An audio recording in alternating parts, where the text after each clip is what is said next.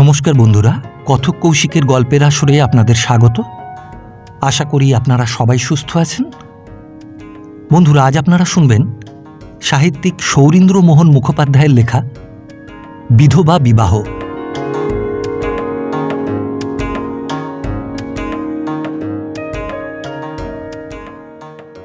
সেদিন সকালে খবরের কাগজে ছোট্ট একটু খবর ছেপে বের হলো।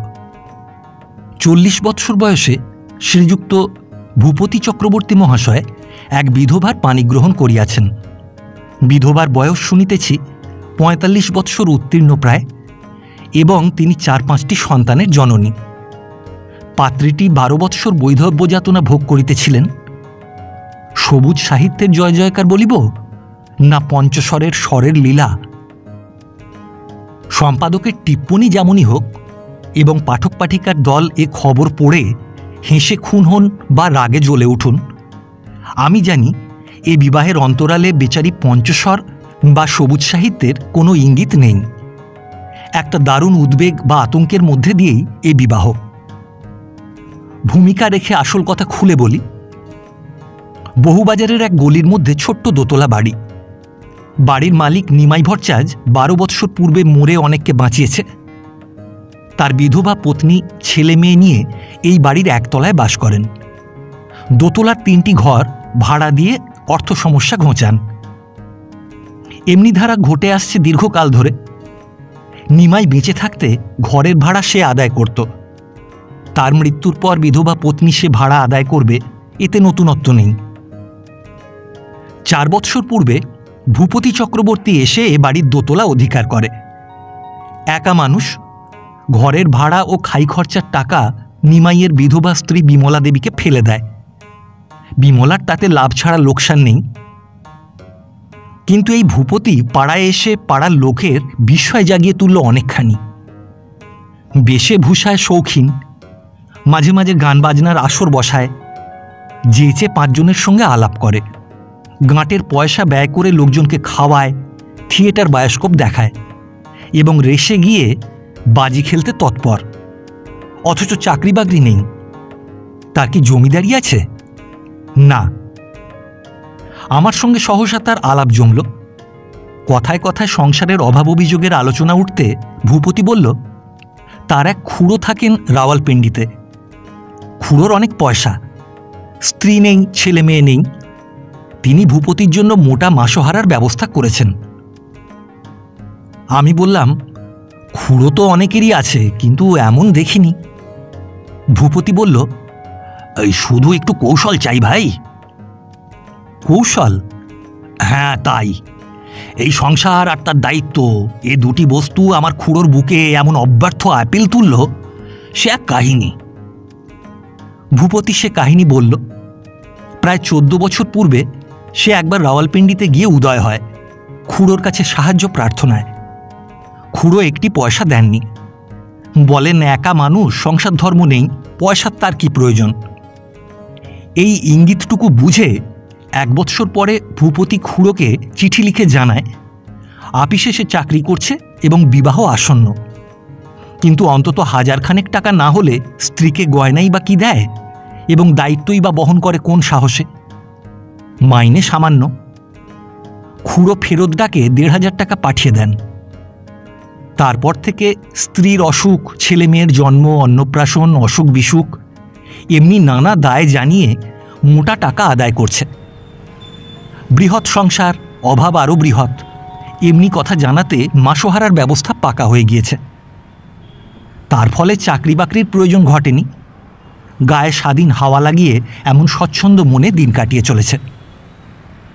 আমি বললাম, কিন্তু এ তো ধাপ্পা, যদি কোনোদিন ধরা পড়ো। এই ধরা পড়ব কেন? এই ধরো, তিনি যদি কখনো এখানে আসেন, বা স্ত্রী পুত্র সমেত তাঁর কাছে তোমায় যাবার জন্য লেখেন। আমায় যেতে বললে জানাবো, আপিসে ছুটি মিলছে না, না হলে সম্পূর্ণ বাসনা সপরিবারে আপনার পায়ে গিয়ে পড়ি। এ জুয়াচুরি আমি সমর্থন করি না, তা যাই বলো তুমি। আরে দোষ কি? খুড়োর পয়সার অভাব নেই, সৎ কার্যে ব্যয় হচ্ছে। তুমি ছাড়া তাঁর আর কেউ নেই? আছে, তারা ঠিক অ্যাপিলটুকু দিতে জানে না। তাই চেয়ে টাকা পায় না। তাছাড়া খুড়ো যদি উইল টুইল করেন, তোমাকেই সব দিয়ে যাবেন তার ঠিক কি? আমার স্ত্রীর চিঠিও দুবার গেছে আমার ভারী অসুখের সংবাদ জানিয়ে। স্ত্রীর চিঠি? হ্যাঁ তাই। কি করে হলো সে ব্যবস্থা? একটি বন্ধুকে 20 টাকা ধার দিয়েছিলুম, সে টাকা তাকে শোধ দিতে হয়নি। টাকার বদলে 2খানি চিঠি তার স্ত্রীকে দিয়ে লিখিয়ে নিয়েছিল। আমার ড্রাফট দেখে মহিলাটি লিখে দিয়েছিলেন। আমি বললাম, তোমার স্থান জেলে হওয়া উচিত ছিল। ভূপতি বলল, এই খুড়োর দয়া না জাগলে হয়তো সেইখানেই যেতে হতো। যেহেতু পরিশ্রম করে অর্থ উপার্জনের কোনো হদিশ আমার জানা নেই, তার উপর ভবঘুরে মানুষ, হেফাজতি আমার মনে দস্তুর মতো বেঁধে। সবিষয়ে ভূপতির পানে চেয়ে রইলাম, মুখে কোনো কথা ফুটল না। ভূপতি বলল, কি ভাবছো? খাসা আছো। 3-4 মাস পরের কথা। বেলা প্রায় 9টা বাজে। বাইরের ঘরে আইনের কেতাব খুলে বসে আছি, একটা বড় মোকদ্দমা হাতে। আইনের সূক্ষ্ম ব্যাখ্যা খুঁজছিলাম। সহসা ভূপতি এসে ডাকল, ওহে। আমি বললাম, ভূপতি, কি খবর? বিপদ। হাতে ছিল মোল্লার কন্ট্রাক্ট অ্যাক্ট, সেখানে টেবিলে রেখে বললাম, কি বিপদ? যা বলেছিলে। কি বলেছিলুম? আরে সেই যে, অর্থাৎ খুড়োমশাই আসছেন, দেশের বাড়িতেও যাবেন, শেষ বিদায় নিতে আসছেন। তা চিন্তা কিসের? চিন্তা হবে না, তুমি তো আগাগোড়া সব জানো। আজ এইমাত্র চিঠি পেলুম। এই যে চিঠি, খুড়োমশাই রবিবার সকালে এসে পৌঁছবেন পাঞ্জাব মেলে। কি যে করি। আমি তার পানে চেয়ে রইলাম। ভূপতি বলল, এই এত শর্ট নোটিশে একটা স্ত্রী আর 4টি ছেলে মেয়ে সংগ্রহ করি কি উপায় বলো তো? খুড়ো আমার বাসায় এসে উঠবেন। তিনি জানেন এ বাসায় স্ত্রী পুত্র সমেত আমি পরমানন্দে বাস করছি। ধাপ্পা ধরা পড়লে জন্মের মতো যাব। ব্যাপার বুঝলাম। বললাম, ভূপতি বলল, কোনো ফিল্ম কোম্পানির সঙ্গে তোমার আলাপ নেই? তারা তো টাকা দিয়ে আর্টিস্ট সংগ্রহ করে নানা ধরনের। হাসি পেল, হাসলাম না। বললাম, তেমন কোনো কোম্পানির সঙ্গে আমার আলাপ নেই। তা উপায়? অথচ এ গোপন কথা আর কাউকে বলতেও পারিনি। মানুষের মন, হয়তো সে হিংসায় সব রহস্য প্রকাশ করে দেবে। আমার সঠিক পরিচয় তুমিই শুধু জানো। এ দায় তুমি রক্ষা করো ভাই, আর বন্ধুভাবে না পারো প্রফেশনালি। আমি ভাবতে লাগলাম, কিন্তু এই যে অকুল পাথার, কে এসে তার স্ত্রী সেজে বসবে? আর ছেলে মেয়ে? থিয়েটারের অভিনয়ও রীতিমতো রিহার্সাল চালাতে হয় 5 মাস 6 মাস ধরে। এ থিয়েটার নয়, লেখা বুলি নেই যে অবস্থা বুঝে আওড়ে যাবে। এবং স্টেজে ঘন্টার পালা অভিনয় হয়, ঘরের মধ্যে 24 ঘন্টা থেকে অভিনয় করতে হবে। সহসা একজনের কথা মনে জাগল। বললাম, আমাদের রাধানাথকে ধরলে কি হয়? ভূপতি আমার দিকে তাকিয়ে রইল। আমি বললাম, সংসারের চাপে বেচারা হিমশিম খাচ্ছে। তার স্ত্রীটিও শুনেছি লেখাপড়া জানে, বুদ্ধিমতী। রাধানাথের ছেলেপিলে শুনেছি 8-10টি। তার মধ্যে থেকে বাছাই করে। দুহাতে আমার হাত চেপে ধরে ভূপতি বলল, তোমায় উপায় করতেই হবে ভাই। আমি বললাম, কিন্তু সে তো এখানে থাকে না, সে থাকে রানাঘাটে। ভূপতি বলল, তোমায় আমি নিয়ে যাব সেখানে, ওঠো। আমি বললাম, আমার কোর্ট রয়েছে। আরে কত টাকা রোজগার করবে, আমি পুষিয়ে দেব। না না, তাছাড়া এত অধীর হচ্ছ কেন? আজ বুধবার, বেশ, কোর্টের ফেরত যাব। শনিবারের মধ্যে এদিককার গোছগাছ সারা হলেই তো হলো। ঠিক নাও হওয়া স্টক আমি যে নিশ্চিন্ত হতে পারছি না। একবার ভেবেছিলুম, ওই যে আজকাল স্টেজে ইমপ্রেশনিস্ট অ্যাক্ট্রেসের উদয় হয়েছে না, এই তাদেরই কাউকে। কিন্তু সে ভারী ভালগার হবে, হাজার হোক। আমি বললাম, আরে ছি, এ হলো জীবন নিয়ে কথা, উপন্যাসের পৃষ্ঠা নয়। রীতিমতো স্ক্যান্ডালাস দাঁড়াবে যে। কোর্টের পর রানাঘাটে রওনা হলাম। রাধানাথকে রাজি করাতে বেগ পেতে হলো না, তার পয়সার একান্ত অভাব। স্ত্রীটিও লক্ষ্মী, সেকালের লক্ষ্যহীরার গল্পের সেই লক্ষ্মী স্ত্রীর আদর্শে বুক ভরা। দারিদ্র্যের এমন চাপ একালের সাহিত্যের হাওয়াও গায়ে লাগেনি। তাছাড়া রাধানাথ নিজে পাশাপাশি থাকবে। ভূপতি লোকটা খেয়ালি হলেও তার চরিত্র সম্বন্ধে কেউ কোনো অপবাদ দিতে পারেনি, কোয়াইট হার্মলেস।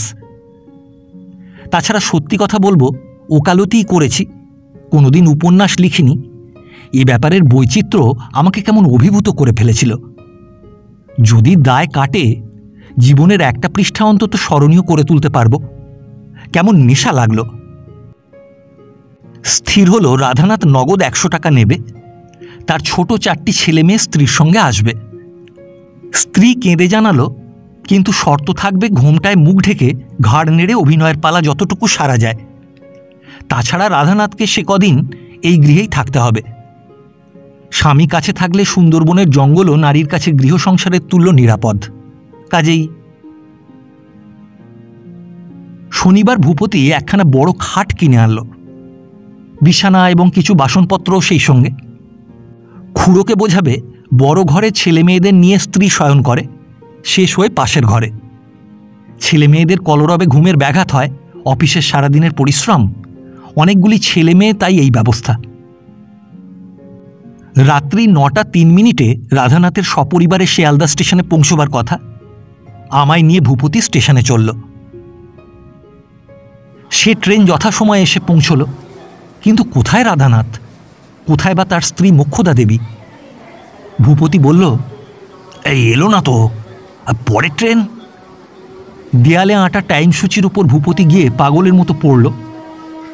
এই পরের ট্রেন এই যে রাত্রি 11:55 আসবে। ভূপতি বলল, এই তোমায় ছাড়বো না ভাই, চলো খাইয়ে আনি। ট্যাক্সিতে কতক্ষণই বা লাগবে? ওই ইম্পিরিয়ালে। নাছোড়বান্দা, ইম্পিরিয়ালে গেলাম ট্যাক্সিতে চড়ে। আহারাদি সেরে স্টেশনে ফিরলাম রাত্রি 10:30। তারপর প্রহর জাগা। 11:55 ট্রেন এলো, বহু লোক নামল, কিন্তু এ ট্রেনেও রাধানাথ বা মোক্ষদা দেবীর দেখা নেই। ভূপতি কেঁদে বলল, সর্বনাশ হলো দেখছি, কাল ওদিকে পাঞ্জাব মেলে খুঁড়ো মশাই। আমি বললাম, রানাঘাটের ট্রেন আর নেই? জানি না।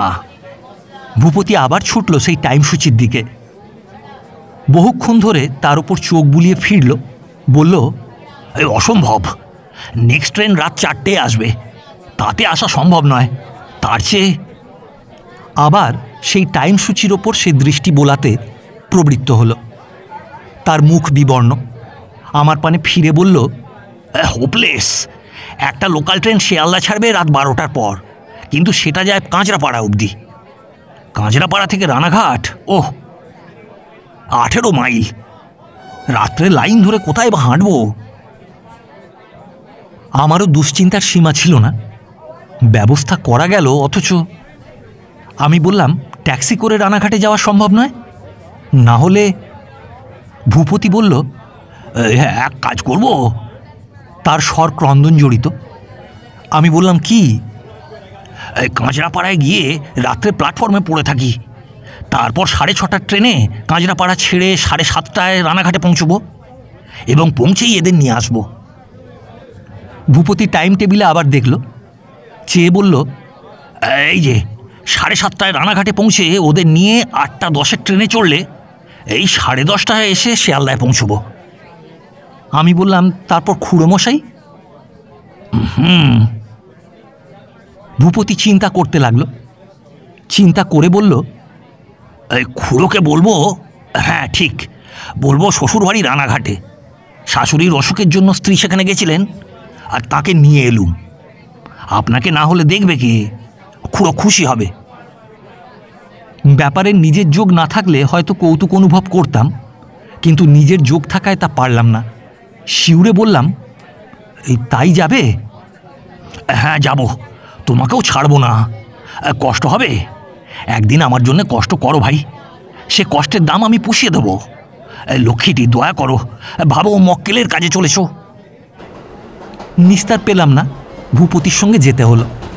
সেই গভীর রাত্রে কাঁচরাপাড়া স্টেশন। রাধানাথের আশা ঘটল না। তার ছোট ছেলেটির প্রবল জ্বর, বুকে সর্দি বসেছে, স্ত্রী মোক্ষদা কেঁদে রাত্রি জেগে 2 চোখ রক্তবর্ণ করেছে। রাধানাথ কপালে হাত দিয়ে আক্ষেপ করল। সে রাজি ছিল ছেলের পরিচর্যা করতে, এতগুলো টাকা, কিন্তু অবুঝ স্ত্রী সে কথা শুনবে না। কাজেই ভগবান বরাতে পয়সা দেননি, নইলে এমন দুর্ঘটনা ঘটে। শ্মশানে প্রিয়জনকে বিসর্জন দিয়ে ফেরবার কালে মানুষের মুখের যে ভাব হয়, ভূপতির মুখের ভাব ঠিক তেমনি। শিয়ালদায় নেমে সে শুধু জানালো, আমায় আর মিথ্যা কষ্ট দেবে না, তার অদৃষ্টে যা ঘটবার তা সে বুঝেছে। গ্রহের ফের নিশ্চয়ই, তার বিসর্জনের বাজনা সে স্পষ্ট শুনতে পাচ্ছে। তারপরে যা ঘটল ভূপতির মুখে শুনেছি। অর্থাৎ শূন্য মনে ভূপতি যখন বাসায় ফিরল, বেলা তখন 11টা। গৃহে ঢুকতে নিমাইয়ের 13 বছরের মেয়ে উমা বলল, দাদু এসেছেন। ভূপতির বুক কেঁপে উঠল। কোনো মতে দম নিয়ে সে গিয়ে দোতলার ঘরে উপস্থিত হল। ঘরের মধ্যে খাটের ওপর খুড়ো চক্রবর্তী তখন তন্দ্রামগ্ন। ভূপতি ভাবল তবু ভালো, খুড়ো জেগে নেই, একটু হাঁপ ছাড়বার সময় মিলবে। মরিয়া হয়ে সে স্নানাদি করল। তারপর রান্নাঘরের পাশে গিয়ে ডাকল, উমার মা। রান্নাঘর থেকে উমা বলল, কেন বাবু? ভূপতিকে তারা মনিবের মতো খাতির করে, বাবু বলে ডাকে। ভূপতি বলল, 2 টাকা নাও, উনি আমার কাকা, ওর খাওয়া দাওয়াটা। উমার মা চাপা গলায় মেয়েকে কি বলল। মেয়ে উমা বলল, মা সে ব্যবস্থা করেছে। দাদু তোমায় খুঁজছিলেন। দাদা বলেছে কাল বেরিয়েছেন, এখনো ফেরেননি। তারপর দাদু চান করে জল টল খেয়ে শুয়েছেন। বললেন ট্রেনে ভালো ঘুম হয়নি। নিমেষের জন্য একটা কথা ভূপতির মনে উদয় হল, যদি ওই বিমলা দেবীকে তার স্ত্রী বলে কথাটা পেড়ে দেখবে, বিমলা দেবীর ছেলে মেয়েদের ভবিষ্যতের ভার নিজের হাতে তুলে নেবে। কিন্তু কি করে এ কথা পারা যায়? হিন্দু নারী, তাই বিধবা, স্বামীর স্মৃতি ধ্যান করেই শেষ দিনটুকুর প্রত্যাশায় বসে আছেন। তবু উপায় নেই, যেমন করে হোক কথাটা পাড়া দরকার, নইলে এ যাত্রা রক্ষা পাবার কোনো আশা নেই। কেশে গলা সাপ করে ভূপতি বলল, তোমার মা কোথায় উমারানী? উমা বলল, রান্নাঘরে। মা জিজ্ঞাসা করেছে বাবু, দাদু নিরামিষ খান না মাছ খান? হ্যাঁ, মাছ খান বই কি, মাছ খান, মাংস খান। পশ্চিমে থাকেন কি না? তা তোমার মার সঙ্গে আমার একটু বিশেষ কথা ছিল। বলতে বলতে ভূপতি রান্নাঘরের দ্বারে এসে দাঁড়াল। মেয়ে উমার একখানা ডুরে শাড়ি পরে বিমলা দেবী হেসেলে ঢুকেছেন। নিত্য তাই করেন। সারাদিন মেয়েদের কাপড় পরে কাজকর্ম করেন সূচি রক্ষার উদ্দেশ্যে। পরে স্নান সেরে থান পরেন। ওবেলাতেও তাই, শুতে যাবার সময় থান পরা হয়। এমনি করে বসনের সূচিতা রক্ষা করে আসছেন। ভূপতিকে রান্নাঘরে দেখে বিমলা দেবী এক কোণে সরে পেছন ফিরে দাঁড়ালেন। ভূপতি তাঁর সে কুণ্ঠাজড়িত মূর্তি দেখে অপ্রতিভ হল। এতকাল এ বাড়িতে আছে, বিমলা দেবী কোনোদিনই তার সামনে বের হননি। আর আজ তাই তো, তাঁর সামনে এমন ইতর প্রস্তাব কি বলে করে। সে ধীরে ধীরে সরে এলো। মার কাছে প্রেরণা পেয়ে উমা বলল, মাকে কি বলবে বলছিলে বাবু? হ্যাঁ, মানে তোমরা ওকে নিজের দাদুর মতোই মনে করো। উনি ছেলে মেয়ে ভারী ভালোবাসেন। এক জুড়ি ডালিম, নাশপাতি, আপেল এনেছেন। দোতলার ঘরে সেসব আছে, মা গুছিয়ে রেখেছে। দোতলায় কেন উমারানী? সেটা নিয়ে আসি, তোমরা খাও। তোমার দাদারা কোথায়? ও পাড়ায় বারোয়ারি হচ্ছে, সেখানে গেছে। তা তোমায় দাদু কি বললে? দাদু এলো, এসেই তোমার নাম করে বললে এটা তার বাসা। আমি গিয়ে বললুম হ্যাঁ। তারপরই আমায় জিজ্ঞাসা করলেন, তুমি মেয়ে? আমি বললুম হ্যাঁ। বললেন সবার বড়? আমি বললুম না, ছোট। বললেন আরগুলি ভাই? আমি বললুম হ্যাঁ। দাদা বেরোচ্ছিল। দাদা বললে তুমি কাল থেকে বাড়ি নেই, বলে দাদা চলে গেল। মা ঘোমটা দিয়ে এক কোণে দাঁড়িয়েছিল। মাকে বললেন, একটু চা করে দিও বৌমা। মা চা তৈরি করে দিলে। দ্বিধা ভরা কণ্ঠে ভূপতি বলল, এই শুধু এই কথা হলো? হ্যাঁ, আমি চা নিয়ে গেলুম। আমায় বললেন, তোমার নাম কি, কি পড়ো, স্কুলে পড়ো না বাড়িতে পড়ো? আমি তার জবাব দিলুম। উনি স্নান করে চা খেয়ে বললেন, একটু ঘুমোই, রাতে ট্রেনে ঘুম হয়নি। ভূপতি নিঃশ্বাস ফেলল, আরামের নিঃশ্বাস। এ পর্যন্ত কিছু বেফাঁস হয়নি, খুব রক্ষা পেয়ে গিয়েছে। কিন্তু এরপর ঘুম ভাঙলে? এইসব ছেলে মেয়ে নিয়ে নিজেদের বলে চালানো, অদৃষ্টে কী যে ঘটবে। তবু যতক্ষণ ধরা না পড়ে কোনো মতে চালিয়ে যাওয়া। খুড়ো এখন কদিন এখানে থাকবেন কে জানে। ভূপতি নিঃশব্দে পাশের ঘরে গিয়ে খাটের ওপর চিত হয়ে শুয়ে কড়িকাঠের পানে চেয়ে রইল। বুকের মধ্যে যা হচ্ছিল তা শুধু অন্তর্যামী বুঝছিলেন। ওদিকে খুড়োর কণ্ঠস্বর শোনা গেল। খুড়ো হাঁকলেন, ওগো, ওই উমা দিদি। ভূপতি ছুটল। খুড়ো উঠে বসেছেন। ভূপতি প্রণাম করল। খুড়ো বললেন, কোথায় ছিলে? একটা ঢোক গিলে ভূপতি বলল, ভারী বিপদ ঘটেছিল। মানে আমাদের আপিসের বড়বাবু আছেন একজন, অর্থাৎ তাঁর মাতৃশ্রাদ্ধ গেল সেই হালি শহরে। ওই লোকজন খাওয়ানোয় গোলমালে ওই লাস্ট ট্রেনটা মিস হলো, ধরতে পারলুম না। প্ল্যাটফর্মে সারা রাত মশার কামড়ে পড়েছিলুম। তারপর সকালের ট্রেনে ফিরছি। খুড়ো বললেন, হ্যাঁ, তা ভালো, লৌকিকতা রক্ষা ভালো। আজকাল এসব উঠেই যাচ্ছে, ভালো করেছ। বিশেষ আপিসের বড়বাবু যখন তার হাতেই ভবিষ্যৎ নির্ভর করছে।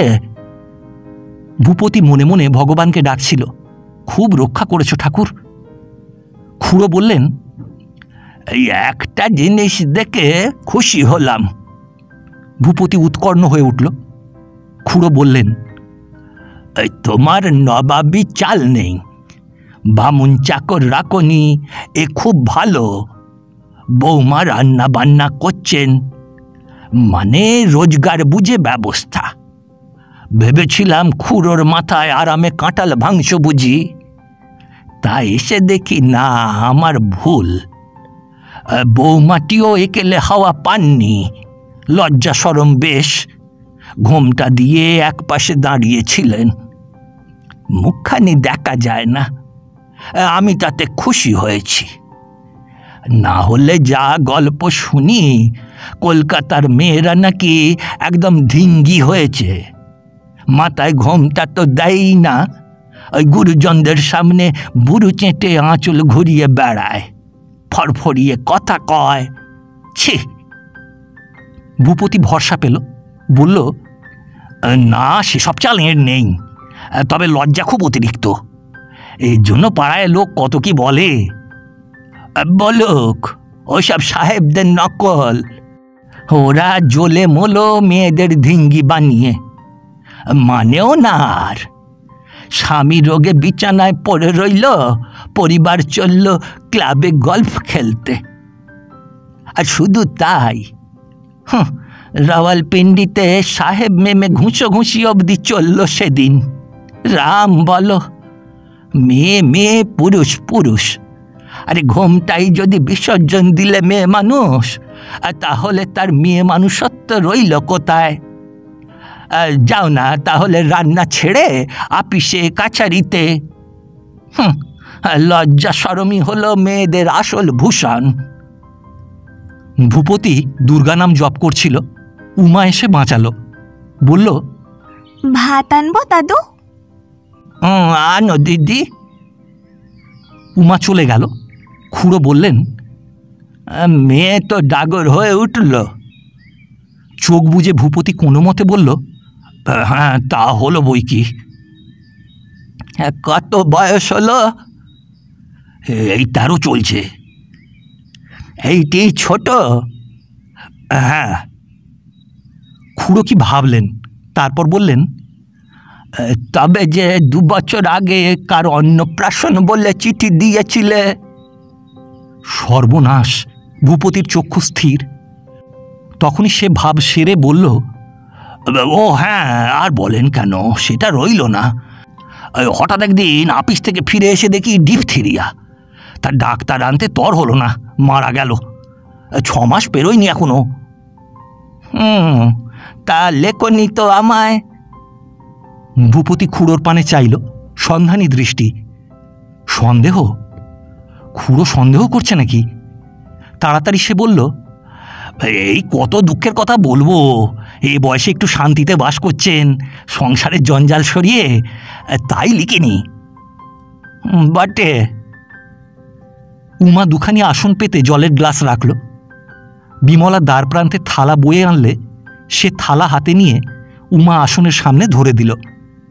খুড়ো ভোজনে বসলেন। উমা তদবির করতে লাগল। খুড়ো বললেন, এই ছেলেরা গেল কোথায়? ওই কোথায় বারোয়ারি হচ্ছে, ওই গিয়ে জুটেছে। ভালো নয়, এত বেলা হলো, শাসন দরকার। হ্যাঁ, তাই দেখছি। এইটুকু বলে ভূপতি তাড়াতাড়ি উমার পানে চেয়ে বলল, একটু নুন আনো তো মা। উমা নুন আনতে গেল। নুনের নামের টাল সামলে ভূপতি বলল, আপনার শরীর এখন কেমন? ভালোই। তোমার খুড়িমা যে রুটিন বেঁধে দিয়ে গেছেন, সেই রুটিন মেনে চলছি। যে একটু এদিক ওদিক করি না, বুঝলে। সুগৃহিণী ছিলেন, কি ব্যবস্থাই ছিল তাঁর। খুড়োর কণ্ঠস্বর গাঢ় আর্দ্র হয়ে উঠল। ভূপতি একটা নিঃশ্বাস ফেলে বলল, চোখে দেখা হলো না, এ দুঃখ জীবনে যাবে না। উমা নুন নিয়ে এলো। ভূপতি বলল, তুমি যাও মা, ওই স্নান করে নাও গে, ঢের বেলা হয়েছে। আমি চান করেছি। তাহলে খাও গে, যাও। খাবক্ষণ, তোমাদের হোক, দাদারা আসুক। ভূপতি ভাবল, আচ্ছা মেয়ে, বলছি চলে যেতে, তা না। শেষে কি কথায় কি ফ্যাসাদ বেঁধে যাবে। উমা নড়ল না।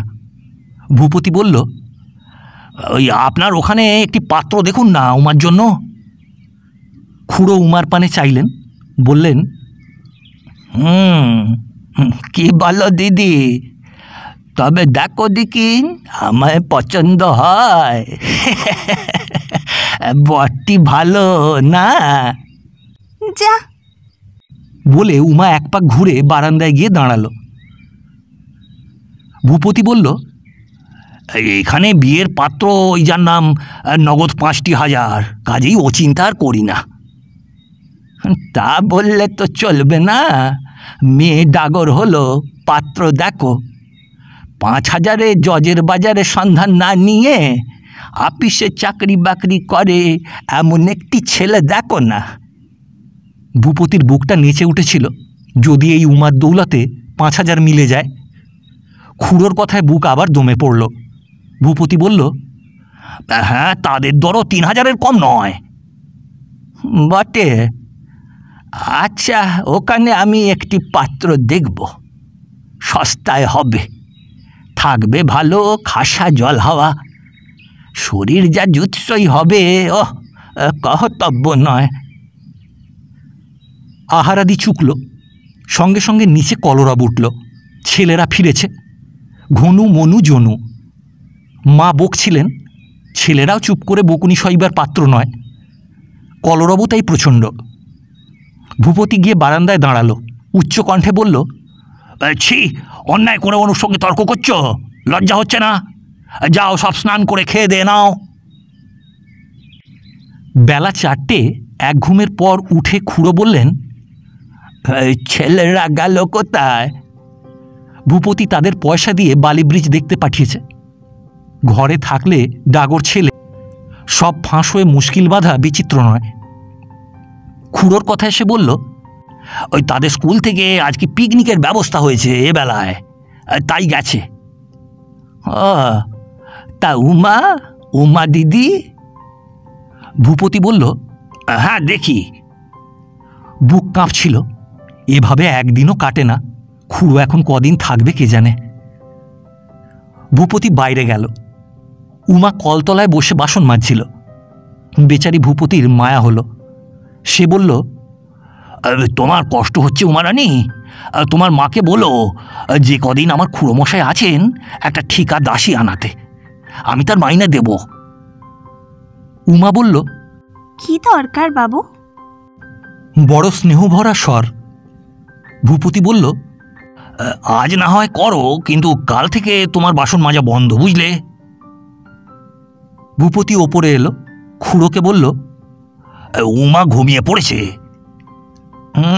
ছেলে মানুষ, আমিও মেয়েটির ভার নেব ভূপতি, পাঠাবে আমার সঙ্গে? আবার প্রমাদ।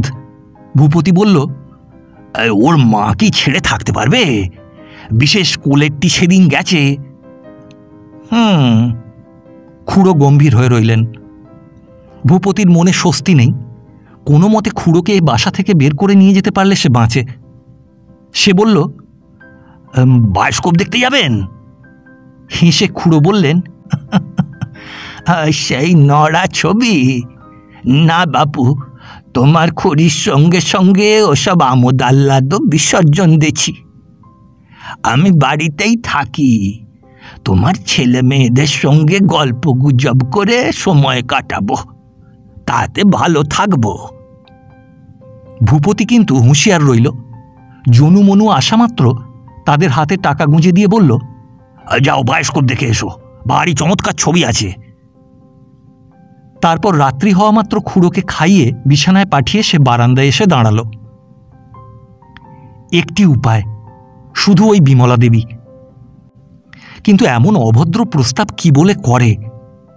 বিধবা, বয়স হয়েছে, ডাগর ছেলে মেয়ে, সমস্ত ব্যাপার বুঝিয়ে বললেও কি দয়া হবে না? শুধু একটু পরিচয় দেওয়া। ভূপতির সঙ্গে তাকে কথা কইতেও হবে না, যেমন ঘোমটা দিয়ে আছেন তেমনি থাকবেন। নারী চিরদিন করুণাময়ী, এ করুণাটুকু না করলে ভূপতিকে পথে দাঁড়াতে হবে। সে কথা শুনলে তবু বলা গেল না, বলা সম্ভব হল না। রাত্রিটা দুঃস্বপ্নে আর অনিদ্রায় কাটল। পরের দিন সকালে চায়ের পর ছেলেদের আটকে রাখা গেল না। খুড়ো তাদের বিদ্যার পরিচয় নিয়ে অবাক হলেন। ভূপতি বলল, কিছু হবে না, সেই কথাই ওদের গর্ভধারিণীর সঙ্গে কাল হচ্ছিল। একটা মাস্টার ঠিক করেছি, 2-1 দিনের মধ্যেই। খুড়ো বললেন, উচিত, এই একদিন অবহেলা করা ঠিক হয়নি। হ্যাঁ, তা আচ্ছা, তাহলে জনু মনু তোমরা যাও, পড়তে বসোগে।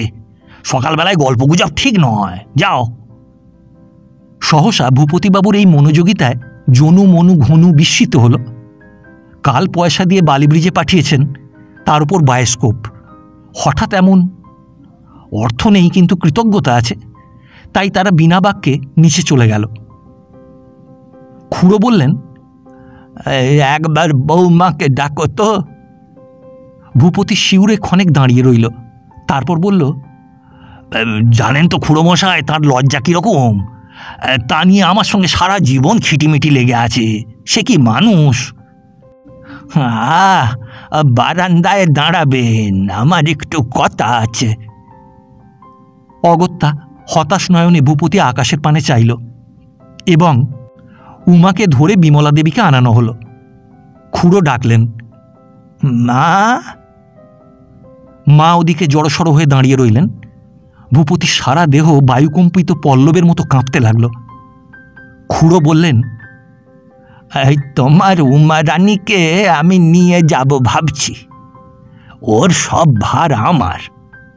পারবে মা ছেড়ে দিতে? কে উত্তর দেবে? খুড়ো ভূপতির পানে তাকালেন, বললেন, বেশ, আমার সঙ্গে কথা না কন, তুমি যাও, ওর জবাবটুকু নিয়ে এসো। ভূপতিকে উঠতে হলো। সে এসে বারান্দায় দাঁড়াতে বিমলা দেবী দুপা হেঁটে গেলেন। ভূপতি তাঁকে বোঝালো, খুড়োমশাই উমাকে নিয়ে যেতে চান। খুড়োর অনেক টাকা, উমার সব ভার, অর্থাৎ। বিমলা দেবী লজ্জায় ঘাড় হেঁট করে রইলেন। তার বিস্ময় সীমাহীন। সহসা এক অপরিচিত বিদেশি এসে মেয়েকে নিয়ে যেতে চায়, কোনো সম্পর্ক নেই। তিনি কি উত্তর দেবেন?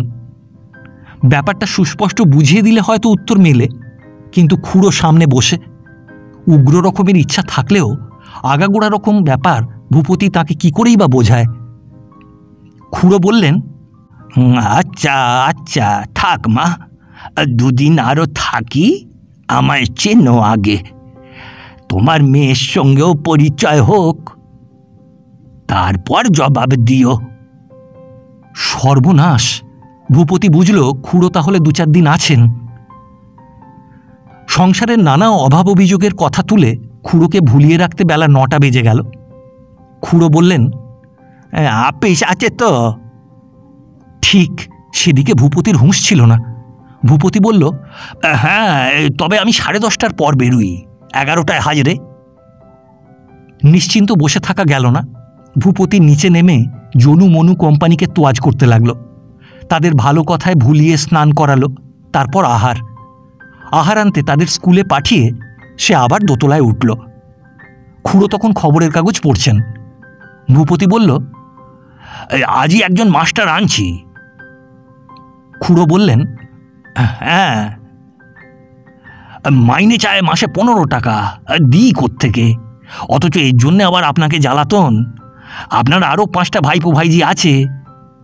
খুড়ো বললেন, এ হলো মস্ত কর্তব্য, এর জন্য অন্য দিককার খরচ কমাতে হয় যদি কমাবে।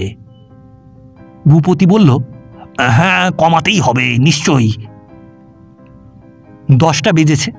অফিস যাবার উদ্যোগ না করলে নিস্তার নেই। ভূপতি স্নান করতে গেল। স্নানের পর খুড়োকে বলল, আপনার আহারাদি বেলা 12টার আগে নয়, উমা দিদি আছে, ভাবনা কি? ভূপতি বলল, আমি 2টোর মধ্যেই ফিরব। কেন? মানে আপনি একলাটি থাকবেন? খুড়ো প্রতিবাদ তুললেন, না না, অফিসের কাজে অবহেলা নয়, আমি আছি তাতে কি, তুমি তো মাইনা কম নেবে না বাপু। না, নিস্তার নেই। খুড়ো ভক্তিতে টলবার পাত্র নন, কিন্তু কতখানি আতঙ্ক বয়ে যে তাকে বাড়ির বাইরে বিচরণ করতে হবে, এ সময়টুকুর মধ্যে যদি ধরা পড়ে যায়। ভগবানের নাম স্মরণ করে ভূপতি সজ্জিত বেশে গৃহত্যাগ করল। গৃহত্যাগ করে সে গেল কালীঘাটে। সেখানে দেবীর পায়ে পুজো দিয়ে প্রাণের আবেদন জানালো, যেন ধরা না পড়ে এবং খুড়ো যেন কালই বিদায় হন। বেলা 5টায় সে গৃহে ফিরল। খুড়ো বিছানায় শুয়ে আছেন, উমা তার মাথায় পাকা চুল তুলছে। খুড়ো বললেন, যাও দিদি, তোমার বাবু অফিস থেকে এসেছেন। উমা উঠে গেল। ভূপতি মুখ হাত ধুয়ে চোরের মতো এসে ঘরে প্রবেশ করল। খুড়োর মুখের পানে চাইবার ভরসা নেই। খুড়ো উঠে বসলেন, ডাকলেন, ভূপতি। স্বর গম্ভীর। ভূপতির হাড় পাঁজরাগুলো সে স্বরে ঝনঝনিয়ে উঠল। খুড়ো বললেন, একটা জিনিস আজ আবিষ্কার করলুম আমি, এবং আবিষ্কার করা অবধি আমার মনে শান্তি নেই। যা, সব ফাঁস হয়ে গেছে। সারা পৃথিবী পায়ের নিচে দুলে উঠল। চোখের সামনে রাজ্যের কালো পতঙ্গ ধোঁয়ার মতো ঘুরতে লাগল। ভূপতির চেতনাও সঙ্গে সঙ্গে বিলুপ্ত প্রায়। খুড়ো বললেন, তোমাদের স্বামী স্ত্রীর মধ্যে মনের মিল তেমন নেই, এ আমি বেশ বুঝেছি। কার দোষ জানি না, তবে বৌমাকে অপরাধী করতে পারি না। তিনি স্ত্রীলোক, তার মাথার ওপর মস্ত ভার। স্বামীর উচিত স্ত্রীকে আদর করা, মিষ্ট কথা বলা। মেয়ে মানুষ অবুঝ হয়ে থাকে মানি, তা বলে স্বামীও অবুঝ হবে তার হেতু তো দেখি না। কেমন, যা ধরেছি ঠিক নয়? এই কথা, ওহ, ঘাম দিয়ে জ্বর ছাড়ার কথা সর্ববাদী সম্মত। বুঝি ভূপতিরও ঘাম দিয়ে জ্বর ছাড়ল। সে নিঃশ্বাস ফেলে বাঁচল। খুড়ো বললেন, বলো আমায়। তা দেখুন, মানে আপনি। 2-4টে ঢোক গিলে ভূপতি জানিয়ে দিল, বৃহৎ সংসার, অভাব অভিযোগ প্রচুর, আয় সামান্য, কাজেই মনকে সবসময় বসে রাখা কঠিন হয়। খুড়ো বললেন, ভূপতি সন্তর্পণে খুড়োর মুখের উপর দৃষ্টি বুলিয়ে নিল। খুড়ো কি ভাবছিলেন, বললেন, মেয়ে মানুষ বড় দুঃখী, তার মন সর্বক্ষণ কাঙাল হয়ে আছে। তোমার খুড়িমা বলতেন, নারীর মনের কোনো সন্ধানই তো রাখিনি, তার প্রসাদেই একটু আধটু যা বুঝেছি। এই জন্যেই কোনো সংসারী লোক দুঃখ কষ্ট পাচ্ছে শুনলে আমার মনে বেদনা লাগে এই ভেবে। পুরুষ তো ছটপট করে, ঘুরে বেড়ায়, রাগ করে, গর্জন তোলে। দুঃখ কষ্ট ভুলবার তার সহস্র উপায় আছে, কিন্তু মেয়েরা সংসারের এই দুঃখ কষ্টে তার নীরব যাতনা। খুড়ো একটা নিঃশ্বাস ফেললেন, তারপর আবার বললেন, এই মেয়েরা কতখানি দুঃখ নীরবে সহ্য করে তা কজন বোঝে। অথচ আমাদের দেশে আইনও মেয়েদের নিঃস্ব করে রেখেছে চিরদিন। তাছাড়া কাল রাত্রে ঘুম ভেঙে গেছিল, 12টা রাত, নতুন জায়গা তাই। উঠে বারান্দায় পায়চারি করছিলুম, হঠাৎ দেখি কলতলায় আলো, বৌমা বাসন মাজছেন। দেখে কষ্ট হলো। তুমি আরামে ঘুমোচ্ছ, তিনি কখন শোবেন সেদিকে হুঁশও নেই। তার উপর আজ সকালেও দেখলুম অফিস যাবার সময় তুমি বেরিয়ে গেলে, বৌমার সঙ্গে দেখা করলে না, অফিস থেকে ফিরেও না। এ তো দস্তুর মতন অবহেলা। এ অবহেলায় মেয়ে মানুষের প্রাণ বলো মন বলো সব ছেঁচে পিষে যায়। খুড়ো থামলেন, পরে বললেন, আমাদের জীবনে এমনটি কখনো ঘটেনি। অবসর যা মিলত, তোমার খুড়িমা আর আমি মিলে তার সদ্ব্যবহার করতুম। বেড়াতে যাওয়া, গল্প করা, একটি বাগানও নিজেদের হাতে তৈরি করেছিলুম। পাখি পুষেছিলুম, দুজনে একসঙ্গে বসে তাদের খাওয়াতুম। অর্থাৎ অফিসের কাজ বাদে আর সমস্ত কাজ একসঙ্গে না হলে করাই হতো না। কত লোক বলতো স্ত্রৈণ, তাতে এসে যেত না। আমরাই যাদের একমাত্র আশ্রয়, নির্ভর, তাদের ছেঁটে স্বর্গ আমি কামনা করিনি কোনোদিন, করা গর্হিত। ভূপতি কিছু বলল না, বলবার কিছু ছিল না। স্ত্রী থাকলে তার সঙ্গে কিভাবে মিশতে হয়, কিরূপ ব্যবহার উচিত, এ তার সম্পূর্ণ অবিদিত। তবু অভিনয় যখন করতে নেমেছে, তখন তার চতুর্দিকে এতখানি খুঁত, এ যে ঠিক হচ্ছে না, এটুকু সে মর্মে মর্মে বুঝল। কিন্তু উপায় কি? উপায় নেই। তাই দায় পড়ে জনু কোম্পানিকে ক্রমাগত ঘুষ দিয়ে মাঠে বাটে ঘোরাবার ব্যবস্থা করতে লাগল। উমা? ভূপতি তাকে সাফ বলে বসল, আজ থেকে তুমি আমার মেয়ে, পুষ্যি মেয়ে, কেমন? এ কথার যথার্থতাও সে প্রমাণ করে দিল ভালো দুখানি শাড়ি এবং একজোড়া কানের দুল কিনে দিয়ে। মেয়েটি ভালো, বাপের আদর দূরের কথা, বাপ কি বস্তু তা জানে না। উমা হেসে বলল, আচ্ছা। ভূপতি বলল, ও দাদুকে নিজের দাদু বলেই যেন। উমা ঘাড় নেড়ে জানালো, তাই হবে। আরও 4 দিন এমনি আতঙ্কে উদ্বেগে কাটবার পর ভূপতির শনি ছাড়ল, অর্থাৎ খুড়োমশাই স্বগ্রাম দর্শনে প্রস্থান করলেন। ভূপতির খাতির যত্নে ত্রুটি হল না। খুড়ো বলে গেলেন, যাবার সময় তোমার বাসা হয়েই যাব। উমা দিদি আমার ট্রেনের টিফিন তৈরি করে দেবে, কেমন? খুড়ো ফিরলেন 5 দিন পর বিকেলে। সেই রাত্রেই রাওলপিন্ডি প্রত্যাগমন। খুড়ো বললেন, তোমার বাউন্ডুলেগিরি নেই, এতে আমি খুশি হয়েছি। তবে বৌমার সঙ্গে প্রীতির অভাব কাঁটার মতো বিঁধেছে, এর প্রতিকার চাই। খুড়ো উইল করবেন স্থির করেছেন। খুলে বললেন তার সম্পত্তি ভূপতির একার নামে না দিয়ে বধূমাতা ও তাকে একযোগে তুল্য সত্ত্বে দিয়ে যাবেন। হিন্দু নারীর দুর্দশা তার মনকে চিরদিন ব্যথাতুর করেছে। বধূমাতাকে যে দশায় তিনি দেখলেন, ভূপতির নেহাত যদি পাষণ্ড না হয়, ইত্যাদি। খুড়ো চলে যাবার কদিন পরে ভূপতি এসে আমার কাছে হাজির।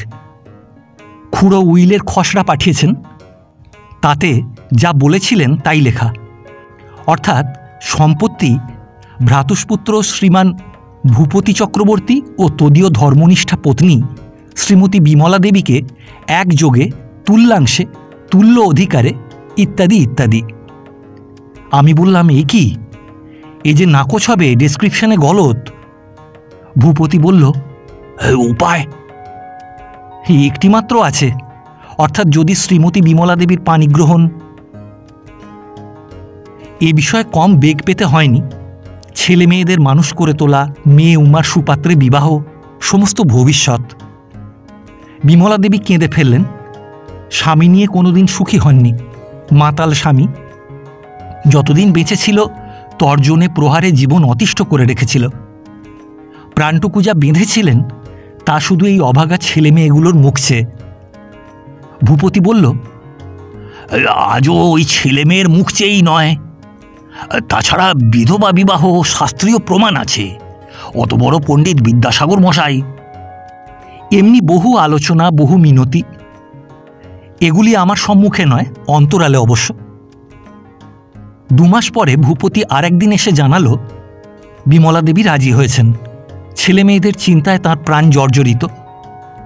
আমি বললাম, খুড়ো কিন্তু জানতে না পারেন উইলের লোভেই এ বিবাহ। ভূপতি বলল, না, বিমলা দেবীও না জানতে পারেন, সে বিষয়ে সতর্ক থাকব।